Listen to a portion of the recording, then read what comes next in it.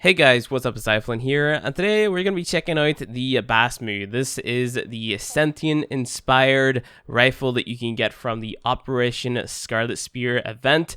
It's an okay weapon if you've been away from Warframe for a long time. This isn't anything worth logging in for to specifically farm up, if you ask me. It's just an okay rifle that has a health steal gimmick whenever you are reloading it. It's also got infinite ammo as well. So the purpose of this video is just to demonstrate the damage and what it can do, and to sort of give you guys a idea on how to build it. So that's my Gauss build. We won't want to look at that in this video, but here we go. So this would be the mods that I throw on this build. It is a crit status hybrid build. You're not investing into the likes of Hunter Munitions simply because the critical chance you're not going to be critting often enough. It's still worth it to throw on your Point Strike and your Vital Sense because you're going to get more sort of like burst DPS, like short bursts of high numbers, because the critical chance is just okay. It's at 37.5% right now. So just having that little bit of critical chance on, and then of course having that a nice crit multiplier 4.4 is going to buff up your damage by a decent amount whenever you do crit. But then on top of that, you've also got your Malignant Force and your High Voltage. Now these mods are going to change depending on the faction that you're going against. In today's video, I'm going to be testing against level 110 Corrupted Heavy Gunners, because that's the highest level of enemy that you're going to come across in the star chart in sort of today's meta of Warframe. I've got Serration on there for my damage, and then Split Chamber on there for my multi-shot. Then these last two slots, these are your flex slots. What I would throw on in these slots, I would throw on Ferment Rounds in this one. And then in the last one, I would throw in either Hellfire or Infected Clip. So if you throw on Infected Clip, you're going to get more Corrosive procs. If you throw on Hellfire, then you're going to get more heat procs, right? Like, you're not going to get more heat procs than Corrosive procs, because Corrosive is still going to be the higher amount of damage. So if I go ahead and I throw on, my Hellfire there, you can see that Corrosive is still a higher amount of damage compared to the heat. It's just if we were to throw on our Infected Clip, we would be more likely to proc more Corrosive, and because you can only proc Corrosive so many times now, it might be worth investing into that Hellfire. Of course, it really depends, and you may also be better off just throwing on Infected Clip depending on the type of content that you're going into. But for the time being, I'd recommend just copying the build as it is right now. So Serration, Split Chamber, Ferment Rounds, Infected Clip, Point Strike, Vital Sense, Malignant Force, and High Voltage. That way you're going to deal a decent amount of damage. And just to demonstrate that, I guess I'll demonstrate versus level 165 Heavy Gunner as opposed to the level 110. Because, like, this weapon, it's going to kill bad guys. It's not going to do it better than the likes of, let's say, the Korn, for example, or the Lenka, or the Rivico, or anything like that. The Tiburon, your Kuva Hind, etc., etc. It's just an okay weapon. These enemies are paused right now. I'm not going to be getting any type of damage bonus from them being paused. That only applies to your melee weapon. But as you can see, if we just go ahead and shoot their head, we deal a decent amount of damage, right? It's okay. It's not the best. It's not the most insane. It also relies on us hitting those headshots and getting those crits. If you time it right, like you sort of feather the trigger a little bit, you can make it so you don't have to reload, right? But of course, if you're not reloading, then you're not getting that lifesteal effect that it comes with as well. So, you want to keep that in mind if you're playing and you just want to use this weapon to get a little bit of life. It also has a alt fire mode to it, so this beam mode right here. Don't recommend using it. It doesn't deal the most damage. It's sort of like a chain beam. It's okay, but it's not, gonna do that much versus these higher level enemies. Maybe versus lower level enemies, it might be useful, and you might get some use out of it. It might be pretty nice to use, but versus these types of guys, not so much. So, it's an okay weapon. As you can see, it relies on those crits kicking in. Whenever you get those crits, you get those higher numbers, and of course, higher number means dead faster. You also have your damage over time coming from the fire procs as well, but that's not so noteworthy simply because these guys have a decent amount of armor. So you're not dealing like insane damage over time. You're dealing alright damage over time. So, not the best, but We can throw on some other stuff as well, so we can try it, you know, the likes of maybe Prime Shred, for example, in one of the slots, so we can maybe take off the Infected Clip, and then throw on Prime Shred, and then see how that goes, or we can throw in the likes of maybe Vigilante Armaments or something like that, so just a few more options to explore. So Vigilante Armaments, like I said, if we go ahead, we type it in, we can go ahead and we can replace Infected Clip.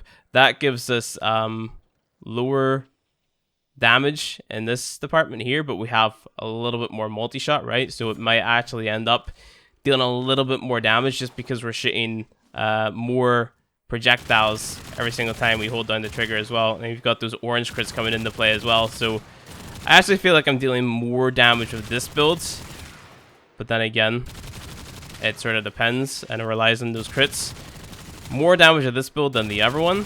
It feels that way, but I'm not entirely sure. Yeah, this build seems to be killing them just that tiny bit faster. I think I prefer this one over the other one. But of course, if you don't have Vigilante Armaments, then you can run the 90% Elemental, of course, and then that'll still kill these enemies. So if you got this weapon, chances are you have the mods that I'm talking about, because Operation Scarlet Spear, and of course the resources that you need to actually craft this weapon, because it requires Railjack resources. You know, like if you have this weapon, chances are you've got the mods that I'm going to be talking about in today's video. Maybe not Prime Shred, which I'm going to go ahead and throw on now, implying I have enough space. I should do. So let's just go ahead and take that off.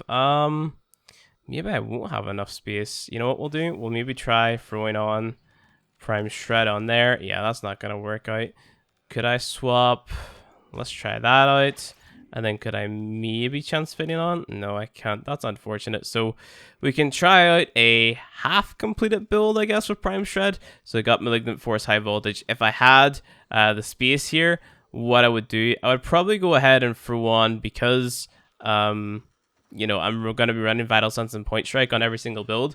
I would throw on another V Polarity on there, and in that way I could throw on the last thing that I need, right? But just for the sake of this video, I'm probably not going to run, what's it called, Prime Shred on this weapon, because I don't want it to be reloading 24/7. It does only have 21 shots in a magazine, then it has to force reload. The reload's pretty, it's not super long, but it's annoying enough for me, so Predator Disrupts the slow. Not a big fan of the build as it is right now. Like, I don't feel like the damage numbers are high enough for me. You know what I could maybe do? Let's see. I could throw on Vigilante Armaments on there, and then test that out and see how well this build does now. So let's see. So again, I think I prefer the other builds. Then again, I don't know. A little bit inconsistent. Just showing you guys the different ways that you can go about building this weapon. Oh, it's a quick kill. That one's also kind of a quick kill. So let's feather the trigger a little bit. See that we kill them a little bit more effectively that way. It's alright, I guess. I don't know. Like I said, it's not the best weapon in the world. It's just an alright weapon. It's just a fun weapon. It's a gimmick weapon because it's got that health regen on it. So, nothing too crazy. What about the alt-fire? I'm not close enough. Wow, that's got a very short range. Yeah, not the greatest. I'm not a big fan of the alt-fire. So, if it were me, guys, what I would do is I'd run the Vigilante Armaments, take off the Prime Shred, Malignant Force High Voltage, and then Fairmount rounds, and then I would probably call it a day. And of course, I was demonstrating that without having any Warframe buffs active. I even have Cruiser Projection on here. I do have Cruiser Projection on here, so that was taking away 18% of the enemy's armor. So I think now it's probably better to run Rifle Lamp up to a certain point over Cruiser Projection. So maybe running Rifle Lamp will get you a little bit more damage. Rifle Lamp is another aura mod. For those of you who don't know, it increases your rifle damage by a certain percentage. So if you wanted to maximize the amount of damage that this weapon in particular dealt, you could go ahead and throw Rifle Lamp on. I personally would recommend the melee aura. I think it's called Steel Charge off the top of my head. So Steel Charge is probably a lot better to be running over Rifle Lamp. But if you're the type of guy who really likes using their primary weapon over melee, you could of course run the Rifle Lamp over the Steel Charge if you really wanted to. But this here be the build that I would settle on. We'll run through it again without using any buffs or anything like that there. And then I'll incorporate my Goss's fire rate buff to see how that there goes. So let's just spawn in a new batch of enemies. There we go. These guys are level 165. You know what? Let's turn the enemy level down to level 110 like I originally said I would do. And then that'll be more realistic whenever it comes to the missions that you're going to be playing in Warframe on a day-to-day basis, right? So these guys are going to die a lot faster because they've got a lot less armor. So as you can see, you know, the weapon's not bad for this level of enemy, implying you're of course hitting your shots. Let's feather the trigger a little bit, and then you can see that as long as you're hitting those headshots and your corrosive procs and heat procs are proccing, which they should be because you got like 80% status chance on this, then these guys are dying pretty fast. So yeah, this would be the build that I would settle on. Kill that guy. So let's incorporate our Goss's buff into it now. Rest in pieces, man. Insane fire rate and reload speed. Goss is definitely one of my favorite frames for just buffing up weapons and making them like a little bit more insane than they have to be. He's crazy good at that. Let me see. Hit the headshots. What about the alt fire and these guys? Still pretty bad. I guess you could use the alt fire to apply a few status effects if you really wanted to. Like if you really needed to like apply status effects to some enemies. So you could use the alt fire to apply the status effects and then you know, lay into them with the primary fire. So let's just go ahead and try that again. Simulate. So then we widespread with the alt fire, apply a bunch of status effects to all the enemies, and then we just, you know, pop all the enemies in the head that we come across. So I guess if you want a little bit more engagement of the weapon, use it that way. I'll die a little bit quicker because they've got less armor. Heat procs strip away their armor and your corrosive procs and whatnot. And then of course incorporate whatever Warframe ability you want to. So you could be using Nova's Molecular Prime, you could be using Rhino's Roar, you could be using Chroma's Vex Armor, you could be using Mirage's Eclipse or whatever. You really wanted to sort of buff up the damage of the weapon even more, but let's go ahead and try it Mirage just for the sake of it. Mirage. There we go. Fashion free on 1 point. So it's my 1 and my 3. Oh god, I've got no light. Where's the light? Give me some light. I'm stuck in the dark. Can I not use my Eclipse buff in here? Sad about it. You learn something new every day. That's big upset. I have to go to the other simulacrum to get the full effects, but as you can see, even with the Eclipse buff not give me the damage bonus and instead giving me the defense bonus, and of course we're just using the doppelgangers, we're still killing them pretty quickly, of course, unless they're far away. You gotta be right up close to them. Doesn't have the best range, but yeah. But anyway, guys, that about does it for the Basmu. That's like the only build I would run for it, really, or like some iteration of that build. So you've got these two flex slots right here, where you can pretty much use whatever you want, and implying you're staying within the boundaries of the star chart content and the sorties and whatnot.